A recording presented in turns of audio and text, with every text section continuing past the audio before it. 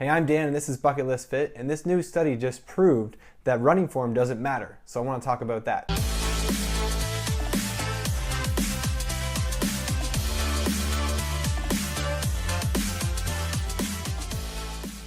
So the article is from the Montreal Gazette, and the title is "Runners Don't Need to Obsess Over Technique, Study Finds." So basically the study is a German study, and they took a bunch of novice runners, and they had three different groups. One group was told to focus on form the entire time. The second group was told to focus on this virtual screen, basically taking their surroundings. And a third group, they weren't told any advice. And this advice was told every 30 seconds as they ran. And what they measured was their economy of running by just focusing on each one of these things. So what they found was with the runners that didn't focus on form or technique or any of that, they just focused on, the trees that they were going by and all the sights, they had the easiest time running. So that's a great study, and that's a great thing to find out.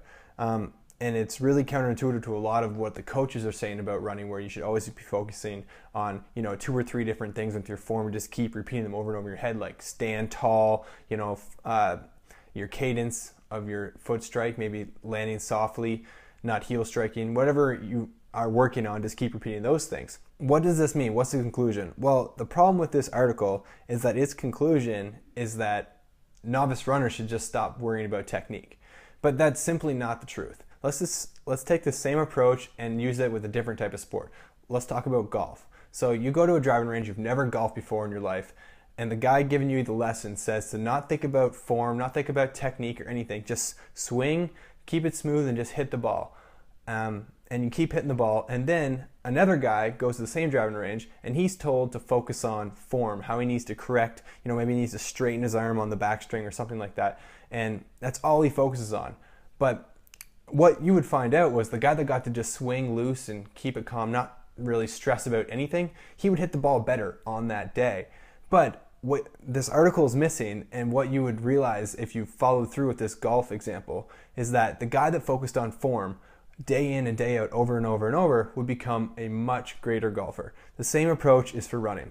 Just because you have better running economy by not focusing on form on one day doesn't mean you're not going to become a better runner by focusing on form over day in and day out in training. And that's really the truth. If you were to just go run one day, it might seem very uncomfortable to focus on form, especially in this study. I guarantee most of these runners had never even heard to stand tall, or they had never tried to do these certain things that they were being told. So it became uncomfortable for them. They'd never used these certain types of muscles before while they were running, and it did become harder for them. Maybe they breathed even harder, whatever the case.